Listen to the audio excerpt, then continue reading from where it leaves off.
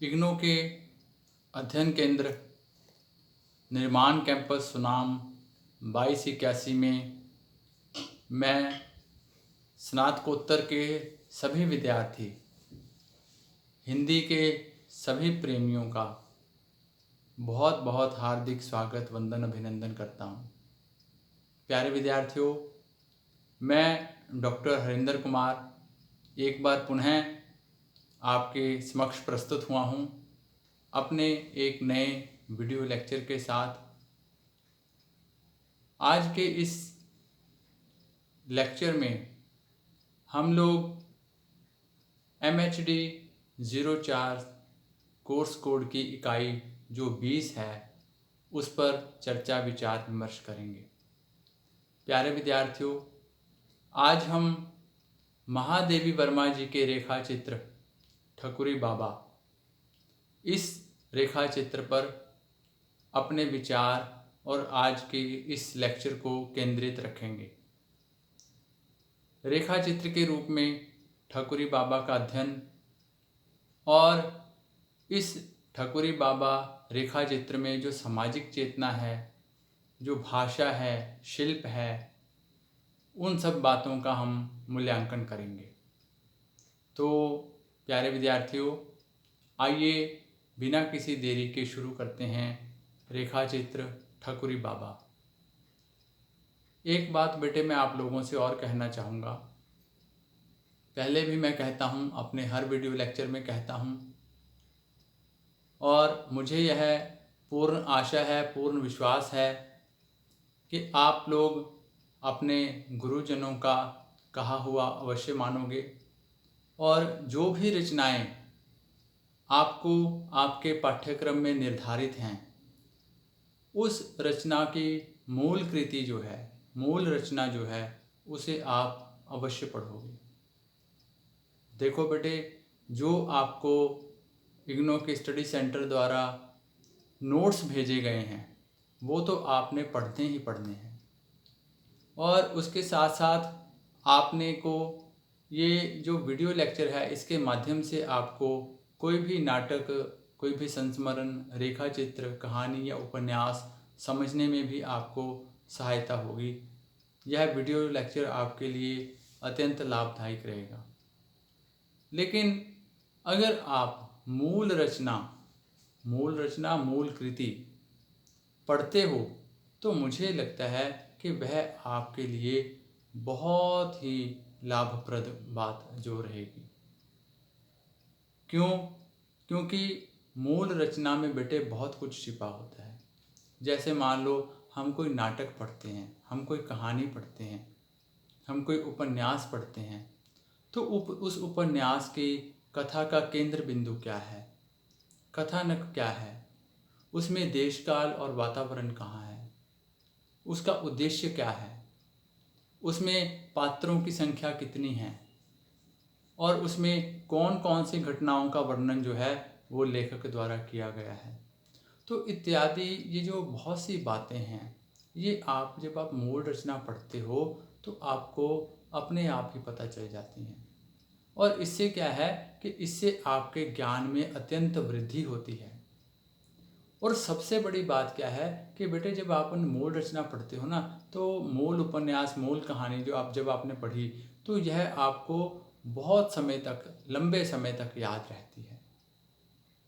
और जैसे UGC net की परीक्षा में जब छोटे छोटे प्रश्न आप लोगों से पूछ लिए जाते हैं, ठीक है, तो वहाँ पर बहुत से प्रश्न ऐसे होते हैं जो बच्चे ने बहुत पहले कोई कहानी पढ़ी थी, बहुत पहले कोई उपन्यास पढ़ा था, अचानक UGC नेट के पेपर में वहाँ से पात्रों से संबंधित कोई प्रश्न आ गया या भाषा से संबंधित कोई प्रश्न आ गया, तो अचानक से विद्यार्थी को, छात्रों को वो प्रश्न याद आ जाता है। उसका कारण यही होता है क्योंकि उन्होंने अपना जो स्टडी है उसको उन्होंने बहुत ध्यान से और लगन से किया है, उन्होंने मेहनत की है, उन्होंने कोई छोटा रास्ता नहीं अपनाया, अपितु उन्होंने मूल कृति, मूल रचना को पढ़ा, उसको समझा, फिर उन्होंने वीडियो लेक्चर्स के माध्यम से जो हम लोग आपको प्रदान कर रहे हैं, या जो इग्नू के द्वारा, सेंटर के द्वारा आपको स्टडी मटेरियल भेजा जा रहा है, तो उसके माध्यम से उन्होंने अपनी पूरी जो उनके मन में प्रश्न उठे थे उस रचना को लेकर के उनका उन्होंने उत्तर जो है वो पा लिया होता है। तो मेरा आप से यह एक अनुरोध भी है और आपको ये एक आदेश भी है कि आप मूल रचना जो है वो अवश्य पढ़ें। तो आइए बेटे ठकुरी बाबा पर चर्चा करते हैं।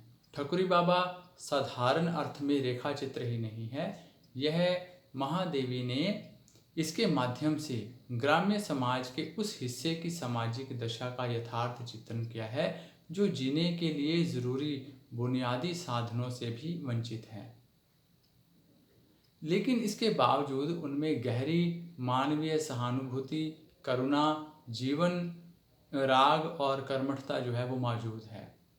इस रेखा चित्र में व्यक्त सामाजिक चेतना की उक्त विशेषताओं को भी आप इस इकाई के माध्यम से बेटे समझ सकोगे। महादेवी वर्मा के रेखा चित्रों में भाषा और शिल्प का प्रयोग भी जो है वह अत्यंत सावधानी पूर्वक किया गया है।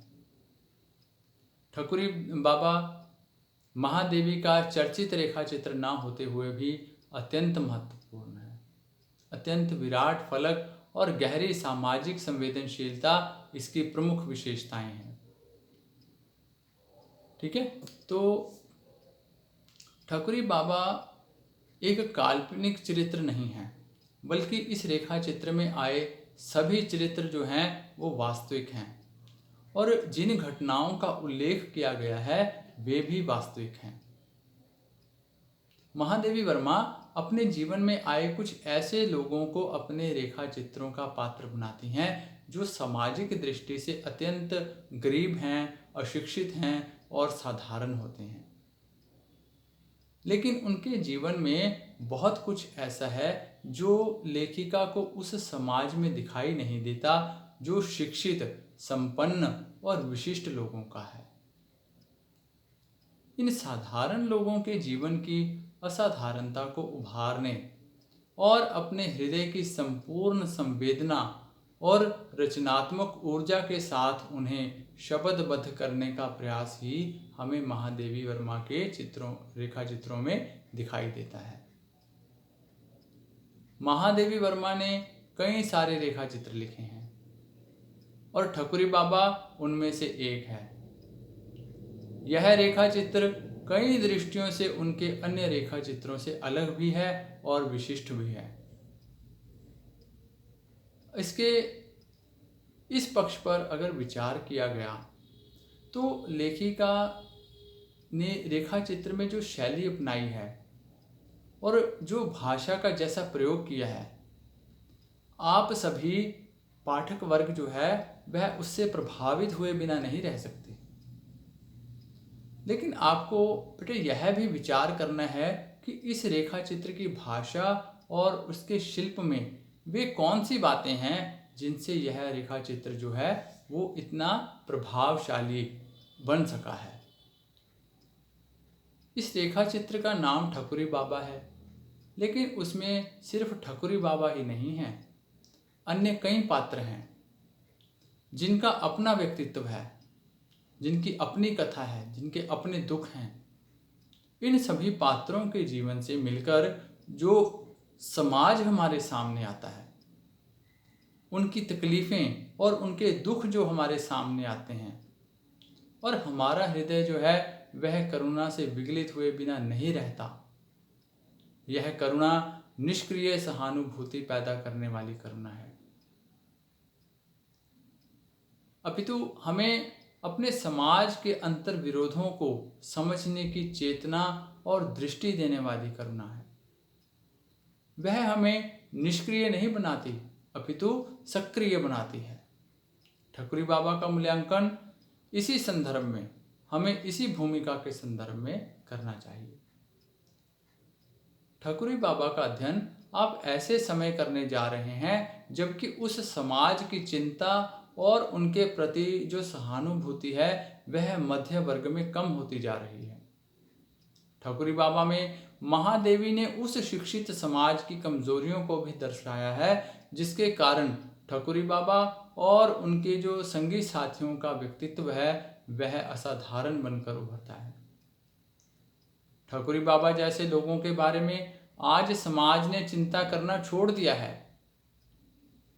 क्या यह सामाजिक दृष्टि से श्रेयस्कर है?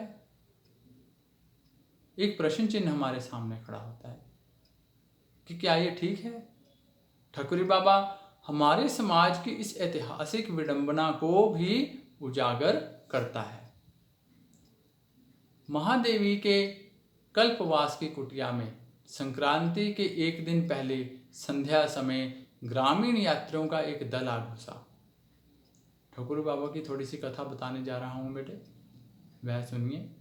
महादेवी के कल्पवास की कुटिया में संक्रांति के एक दिन पहले संध्या के समय ग्रामीण यात्रियों का एक दल आ घुसा।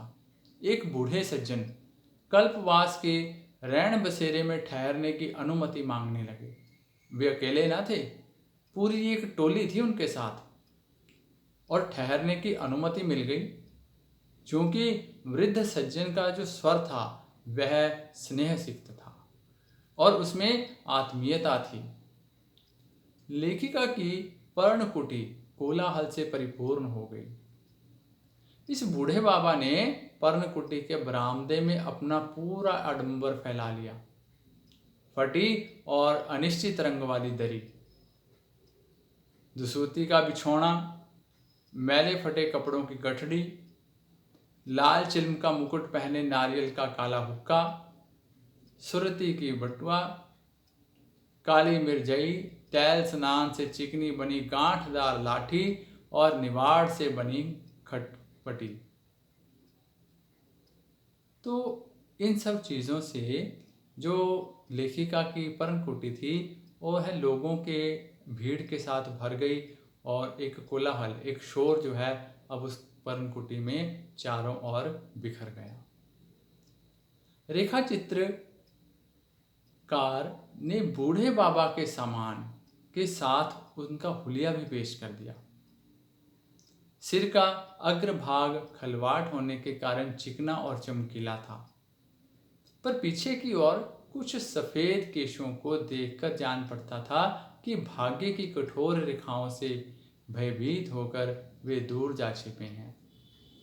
छोटी आंखों में विषाद, चिंतन और ममता का ऐसा सम्मिश्रित भाव था जिसे एक नाम देना संभव ही नहीं। लंबी नाक के दोनों ओर खींची हुई गहरी रेखाएं दाढ़ी में विलीन हो जाती थीं। नंगे पांव और घुटनों तक ऊंची धोती पहने इस बूढ़े बाबा की लंबी सफेद दाढ़ी के बीच कुछ एक काले बाल विचित्र सा आकर्षण पैदा करते थे। और यही तो थे हमारे ठकुरी बाबा। वे भाट वंश में पैदा हुए थे, चारणों की परंपरा के अवशिष्ट थे। अतः उनका जो धंधा व्यक्तिगत मनोविनोद मात्र रह गया था। पैतृक धंधे के रूप में प्राप्त इस काव्य कला के कारण वे दुनियादार आदमी कभी बन ही न सके। और यही कारण था कि पैतृक संपत्ति और जमीन जायदाद की कभी फिक्र ही नहीं की और सौतेले भाइयों ने सांसारिकता से उन्हें अलग ही रखा। भौजाइयों ने ठकुरी की पत्नी की निंदा का अभियान जारी रखा ताकि उसकी गर्दन पर मेहनत मशक्कत का कठोर जुआ लादा जा सके। रेखाचित्र महादेवी की टिप्पणी है। ठकुरी बेचारे कवि ठहरे, शुष्क यथार्थता उनकी भाव बोझिल कल्पना के घटाटोप में प्रवेश करने के लिए रंध्र ही नहीं पाती थी। काव्य जनित अकर्मण्यता, भाइयों की उपेक्षा और भौजाइयों की व्यंग्यवाणी आदि उनकी पत्नी की मर्म पीड़ा का कारण थी, पर ठकुरी इसे कभी नहीं समझ पाते थे। वह इस लगातार अपेक्षा और यातना के बीच 1.5 वर्ष की बालिका को छोड़कर प्रसूति ज्वर से पीड़ित होकर अपने कठोर जीवन से मुक्त हो गई। पत्नी की मृत्यु के बाद ही वे वास्तविक पति और पिता बन सके। बेटी बेला के लिए वही बाप भी थे और वही माँ भी। और दुर्भाग्य ऐसा कि जवान होते ना होते बेला का पति चेचक के कारण अंधा हो गया। ससुर ने अंधे दामाद को भी काव्य की शिक्षा दे दी और घर चलाने के लिए जिस बूढ़ी मौसी को ठाकुर अपने घर ले आए वह भी इसी काव्य संगीत मंडली का हिस्सा बन गई। ठकुरी चिकारा बजाकर भक्ति के पद गाते हैं, दामाद खंजरी पर तान संभालता है, बूढ़ी मौसी तन्मय होकर मंजीरा झनकर देती है और बेला घर का झंझट सिर पर ओढ़े भागती दौड़ती रहती है। ठकुरी के घर पर अब एक भैंस, 2 पछाही गायें और थोड़ी बहुत खेती है। अतः जीवन यापन की जो मूलभूत समस्या अब उन्होंने हल कर ली है। परंतु सहज स्वभाव और गहरी इन सारी रिश्तेदारी के कायल ठकुरी बाबा पूरे मस्त मौला और फक्कड़ थे। कोई अगर गुड़ की एक डली के बदले उनसे आधा सेर आटा ले जाता है, कोई 4 मिर्च देकर आलू शकरकंद का फलाहार पा जाता है, कोई तोला भर दही के बदले कटोरा भर चावल उड़ा ले जाता है और रत्ती भर घी देकर लुटिया भर दूध मांग लेता है। दूसरों को देने में और दूसरों की ज़रूरत के वक्त काम आने में ठकुरी को एक विशेष प्रकार का सुख मिलता है। वह भावुक और विश्वासी जीव है। चिकारा हाथ में लेते ही उनके लिए संसार का अर्थ बदल जाता है। उदारता, सहज, सौहार्द, सरल भावुकता आदि ग्रामीण जीवन की सहजता के लक्षणों के वे मूर्तिमान अवतार हैं। तो देखो प्यारे विद्यार्थियों कि एक गांव के सीधे साधे व्यक्ति का सीधा साधा सा चरित्र महादेवी जी ने अपनी कितनी सीधी और सरल भाषा में पाठक के सामने प्रस्तुत किया है। उनका यह ठकुरी बाबा कोई चालाक बाबा नहीं है, कोई चुस्त बाबा नहीं है, अपितु दूसरों के दुख में दुखी होने वाला, भावुक है, विश्वास रखने वाला है, सबकी मदद करने वाला है, उदार है, सहज है, सौहार्द है, उसमें सरल भावुकता का समावेश है, उसमें ग्रामीण जीवन की सहजता के लक्षण मिलते हैं। और आगे देखिए, कल्पवास के लिए वे जिस कुटुंब या टोली को साथ लाए हैं उनमें विधवा ठकुराइन हैं जो परिवार की उपेक्षा के कारण ठकुरी की सहज अनुकंपा पाकर फूली न समाती। अपने पति से उपेक्षित एक सहुआइन है जो 2 किशोर बालकों को पालने के लिए कठिन संघर्ष से गुजर रही है। इन दोनों के बाद ठकुरी के कुटुंब में एक बिछुर काछी अपनी 2 बेटियों के साथ मौजूद है और इनके अतिरिक्त एक ब्राह्मण दंपति भी हैं। तो यहाँ पे बच्चों जो ठकुरी बाबा के साथ लोग महादेवी जी की पर्णकुटी में पधारे हैं उनका एक छोटा सा जो परिचय है वह महादेवी जी ने यहाँ देने की अब महादेवी जी ने यहाँ देने का किया है कि उन्होंने इन सब का परिचय वो यहाँ उन्होंने दिया है। भक्तिन और ठकुरी समेत पूरा कुटुंब जो है कल्पवास की अवधि में माघी पूर्णिमा के पहले आने वाली त्रयोदशी की रात लेखिका के यहाँ भजन कीर्तन का आयोजन करता है। ठकुरी चिकारा की खूंटी ईंट रहे थे, अंधा दामाद खजड़ी बजा रहा था, बेला आरती फूल बत्ती आदि का काम संभाले थी। सब मिलजुल कर गीत गाती हैं। औरतें भक्ति के गीत गाती हैं और ठकुरी ने अपने गीत सुनाए। सबको एक ही संपंदन, एक ही पुलक पर समान भावधारा ने बांध रखा था। ग्रामीण जनों की स्वाभाविक शिष्टता, रस विदग्धता और उनकी कर्मठता की तुलना में महादेवी ने शहरों में होने वाले कवि सम्मेलनों की कृत्रिमता, उनके बाजारूपन और फूहड़पन पर भी बेबाक टिप्पणी की है। ठकुरी बाबा नागरिक शिष्ट समाज में जैसे फीस लेकर कविगण सभा में पहुंचते हैं, ठकुरी इसके विपरीत कहीं विरहा गाने पहुंच जाते, कहीं आल्हा उथल की कथा सुनाने, मीलों पैदल जाने में भी नहीं हिचकिचाते थे। और देखो, तभी तो आज का जो समय है, आज का जो दौर है बेटे, या हम लोग जब मानव की स्वार्थता की बात करते हैं, तो महादेवी जी ग्रामीण जीवन और शहरी जीवन, वो कहते हैं कि अगर शहर में कोई कवि दरबार लगा हो तो जो कवि लोग हैं, जो बड़े बड़े वहाँ पर जज के रूप में आते हैं, जो ये तय करते हैं कि कौन सा कवि अच्छा है और कौन सा अच्छा नहीं है, किसकी कविताओं को। और लोग जो हैं, कवि जो हैं, वो वहाँ पर सज धज के आते हैं, वहाँ पर पैसे लिए जाते हैं, टिकट रखी जाती है, तो ऐसे बड़े ताम झाम होते हैं।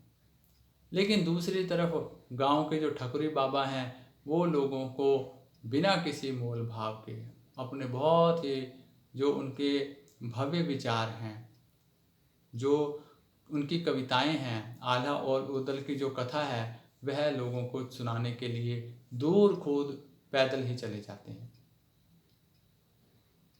2 वर्षों से वे मेले में नहीं आए। 2 वर्ष पूरे जब वे आए थे तो शिथिल पड़ चुके थे। कंठ में लोच तो था, पर कफ की घबराहट, घरघराहट उनके स्वर को बेसुरा बना देती थी। आंखों में ममता का वही आलोक था, पर जर्जर काया पर काल ने अपनी स्वर्गरासी छाया जो है वो डाल दी थी। ठकुरी बोले, अब चला चली की बेला है, अब चला चली की बेला है। महादेवी ने पूछा, तुम स्वर्ग में कैसे रह सकोगे बाबा? वहां तो ना कोई तुम्हारे कोट पद और उलट बांसियां समझेगा और ना ही आला उथल की कथा सुनेगा। स्वर्ग के गंधर्व और अप्सराएं तो तुम कुछ ना जांचोगे। ठकुरी ने जवाब दिया कि इस हकीकत से वे परिचित हैं, अतः वे वहां इतना शोर मचाएंगे कि भगवान जी उन्हें पृथ्वी की ओर फिर धकेल देंगे। तब पृथ्वी पर पुनः आकर वे धान रोपेंगे, क्यारियां बनाएंगे, चिकारा बुझाएंगे और पूरे समाज को आल्हा उथल की कथा सुनाएंगे। तो पूंजीवादी व्यक्तिवाद के युग में अंध भाग दौड़ के बावजूद हमारे गांव और कस्बों में ठकुरी जैसे जो सहृदय संवेदनशील लोग हजारों की तादाद में मौजूद हैं।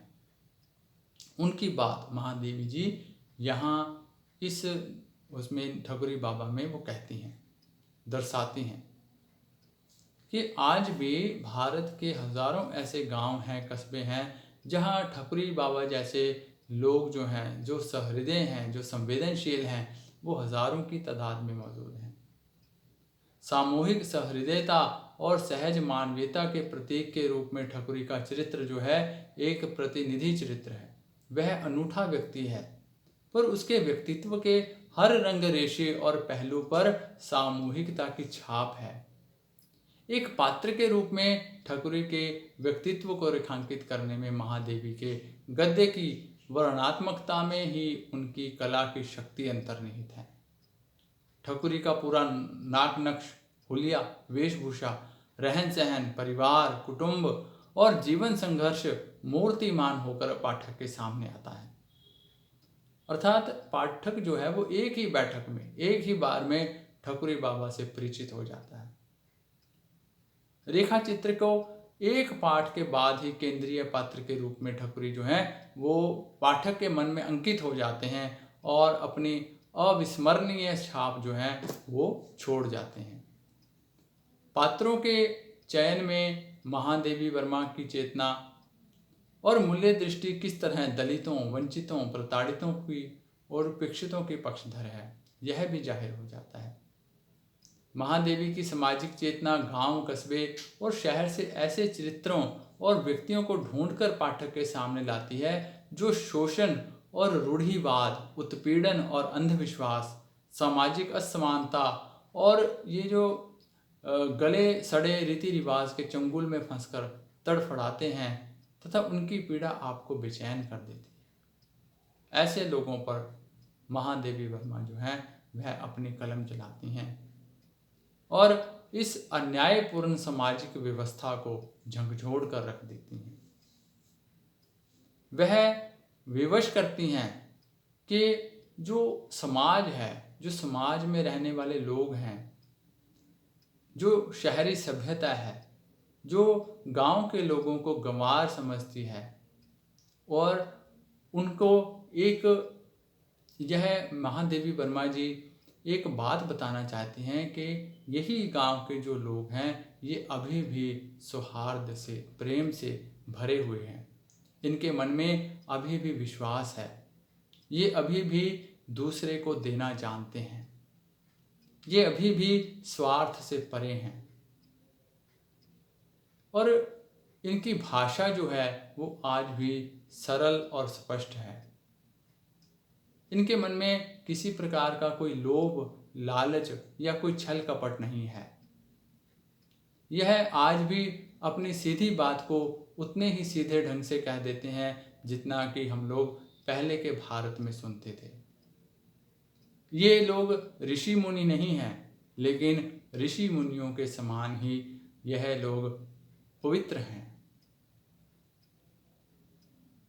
और यही बात ये जो ठकुरी बाबा है इसका केंद्र बिंदु है। ठकुरी बाबा महादेवी के अन्य रेखा चित्रों से कई अर्थों में भिन्न है। इसमें ठकुरी बाबा और उनके जो संगी साथियों का जो जीवन चित्र प्रस्तुत किया गया है उसमें भारतीय ग्राम्य समाज के सबसे दरिद्र और उत्पीड़ित लोगों के जीवन की करुणा गाथा जो है वो हमारे सामने उभर कर आई है। लेकिन लेखिका ने इसके माध्यम से उन सवालों को भी गहरी पीड़ा के साथ प्रस्तुत किया है जिसने उनके जीवन को कष्टमय बना रखा है। ठकुरी बाबा में महादेवी वर्मा ने रेखा चित्र के परंपरागत ढांचा जो है उसको तोड़ा है। भाषा की जो रचनात्मक शक्ति दिखाई देती है वह इस बात का प्रमाण है कि महादेवी का गद्य कितना उत्कृष्ट है। एक और संस्कृतनिष्ठ तत्सम शब्दावली और दूसरी ओर देशज और जनपदीय भाषा का प्रयोग ऐसे गद्य की सृष्टि करता है जिसकी तुलना किसी अन्य लेखक की भाषा से नहीं की जा सकती। ठकुरी बाबा का मूल्यांकन सिर्फ रेखा चित्र और उसकी कलात्मक उत्कर्षता के आधार पर करना पर्याप्त नहीं है। ठकुरी बाबा के माध्यम से उन्होंने अपने समय और समाज दोनों के गहरे अंतर विरोधों को भी उजागर किया है। महादेवी की सहानुभूति समाज के पद दलित और उत्पीड़ित लोगों के प्रति है। विशेषतः नारी समाज को जिस तरह की सामाजिक और मानसिक यातनाओं से गुजरना पड़ता है उसका जैसा चित्र महादेवी प्रस्तुत करती हैं वह तो अतुलनीय है। और इस दृष्टि से बेटे महादेवी वर्मा जी का यह जो रेखा चित्र है ठकुरी बाबा, यह हिंदी साहित्य में अपना एक विशेष स्थान और महत्व रखता है। तो ये थी बेटे हमारी आज की वीडियो जिसमें हमने महादेवी वर्मा जी के रेखा चित्र ठकुरी बाबा पर चर्चा की। मुझे पूर्ण आशा है, पूर्ण विश्वास है कि इस वीडियो लेक्चर के माध्यम से आपको महादेवी वर्मा जी की यह रेखा चित्र ठकुरी बाबा को समझने में बहुत सहायता होगी। तो चलिए बेटे फिर मिलेंगे अगली वीडियो लेक्चर में अगली इकाई के साथ। तब तक के लिए बहुत बहुत नमस्कार, धन्यवाद, आदाब, आभार।